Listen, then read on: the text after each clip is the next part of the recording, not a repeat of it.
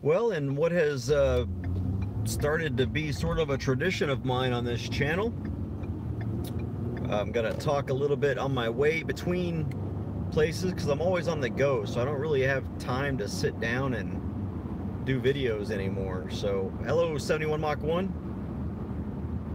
What's up, James Freeman? And so I wanted to, as I've got a few minutes here, on my way to shop and celebrate the first official day of the government shutdown. Gonna go and do some shopping without the government and enjoy myself and celebrate this momentous occasion where the government is shut down, because I can tell that any minute now there are gonna be zombies everywhere. Just, it's going to be mayhem.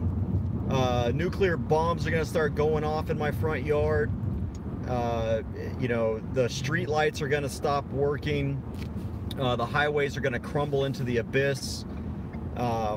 Yellowstone National Park is about to erupt because the national parks are shut down and the government isn't there to stop the eruptions in Yellowstone. And man, when that thing goes, goodbye most of America. I think Texas will be safe.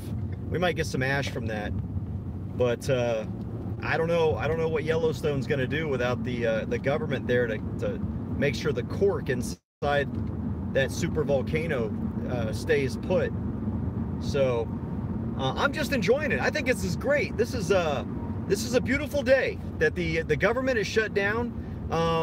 It's interesting because the government isn't at work today, supposedly. That's what the media wants you to hear, and that's what politicians want you to hear.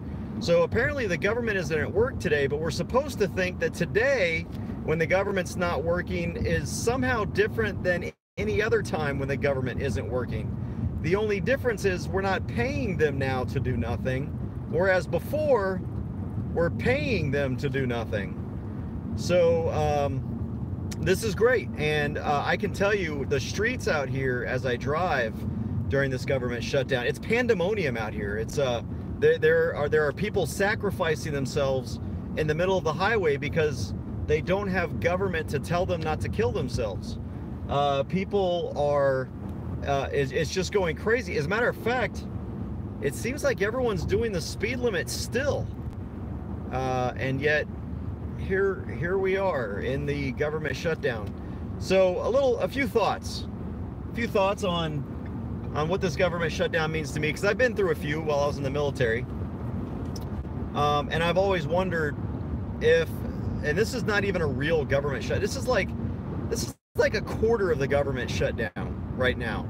It's 25% of the government is shut down right now.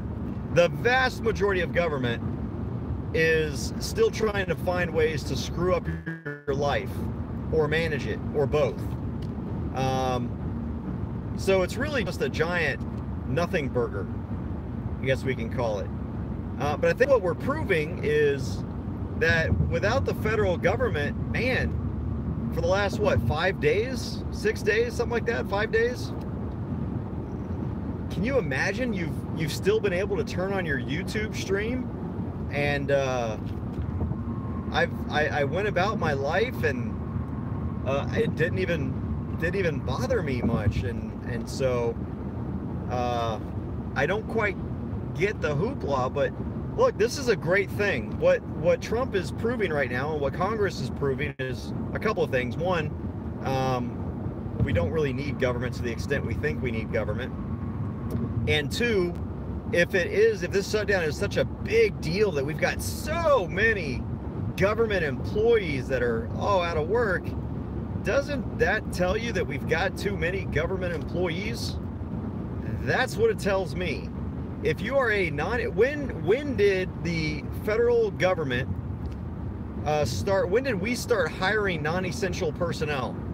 If they're not essential to the running of government, why do we have them? Why are we paying our tax money to people who aren't necessary at all?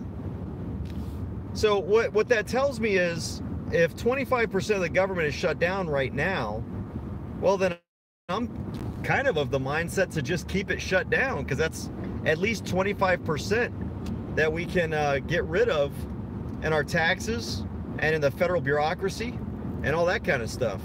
So it just boggles my mind. Now, here's the thing that I want to kind of discuss, because there are people out there who are watching this video who are friends of mine, who might actually be affected by this and are worried because they're not getting a paycheck. And to them, I'm just gonna be blunt, all right? I don't mean to be disrespectful, and I think if you're a friend of mine and you know me, you know I don't mean this to be disrespectful, and I don't mean this to be hurtful or whatever, but I'm just blunt, okay? So you can choose to be offended or choose to be upset, or you can just choose to recognize that I'm speaking truth here. And if you do some soul searching, you'll see the same truths that I do. But first of all, if you are one of those people affected by the government shutdown, what that's telling you is that you are not an essential person. You're not important. You're not important to the government. You're not important to the people. You're not important to Congress. So why do you continue to work at a job in which you're unimportant? Why do you continue to work at a job in which you're not essential? And if you believe in freedom and liberty and smaller government, why are you working in a job that's costing Americans more money? And so I don't really have a lot of sympathy. I understand it's, you don't expect a government shutdown, but when you're a non-essential personnel, you have to realize there's a risk. When I go to combat, I don't expect to get killed. I don't expect to get shot. I expect to come home. But there is that risk that I might not. There is that risk that I do end up getting shot and hurt. And so it's no different than non-essential personnel. There's a risk there that when the government is shut down, that you're going to be affected. So you took that risk, first of all. But if you're one of those people and you're a libertarian and you believe in smaller government, or even a conservative, then why are you working in a job that is non-essential? And I know you can say, well, if I don't do it, someone else will. I might as well get paid. It's something I do right. But yeah, sorry, tough talk, man. And this, I lived through the mid-90s government shutdown, where I was a private. Actually, I might have been a specialist. And I didn't get paid for a couple of weeks. I still had to go to work, and I did get back pay, but I was also working the whole time because we had to. We were training. So anyway, that's my thoughts. I don't know why people are upset about this. Seriously, look around you. Other than the minority of Americans who are affected by the government shutdown because they work for the government and they're non-essential, seriously, how has the 5 days of no government affected you in any way whatsoever? I can tell you how it has affected you. You don't have a bunch of bureaucracies out there micromanaging every aspect of your life. They can say that the national parks are closed, but that's the people's property.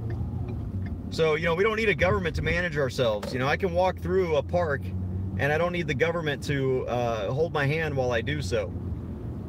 So, is it pandemonium there at Fort Hood? I can imagine. Man, I bet everyone's running around like a chicken with their heads cut off. So, yeah, there you go. Tough talk, but hey, James, I'd like to, James, if you're still there, Freeman, I think what would be neat, because you and I are on the same mindset on almost everything, and I think we even come from the same place when we're talking about the border wall. But what do you think about a discussion between two people who respect each other? Because I think we come from different ideas about the border wall, because I kind of support it and you don't, but we have different reasons. But I think it'd be fun and not entertaining, but informative if you and I got together, and I guess I'll just give you a call. I don't have to do it through this video, but since I saw you there, if you and I get together and just kind of discuss it where it's not adversarial, it's just two friends talking about something that they don't 100% agree on. I think that'd be neat for both of us. Oh, you're down. Okay, good. I'll give you a call once I'm done with my shopping here and celebrating the government shutdown. I'll give you a call and we can make that happen. All right, brothers, sisters. and all of you in between. Take care, be safe, and be free.